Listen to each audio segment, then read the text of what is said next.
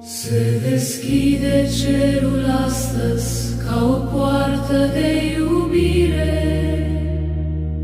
Oameni buni, primiți lumina ce-a ieșit din răstignire.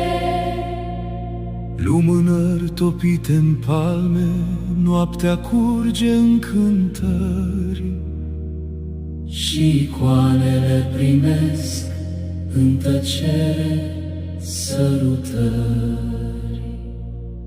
se ridică rugăciunea pentru cel fără de păcat, se vestește în orice suflet cum Hristos a înviat. Se aprind lumini în cale, Pașii merg la liturghii și se întind în noaptea sfântă șiruri calde de făclii.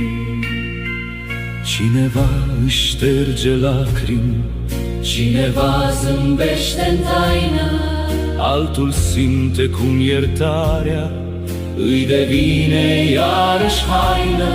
Se deschid ferestre în suflet către cerul prea înalt și coboară peste lume slava celui înviat.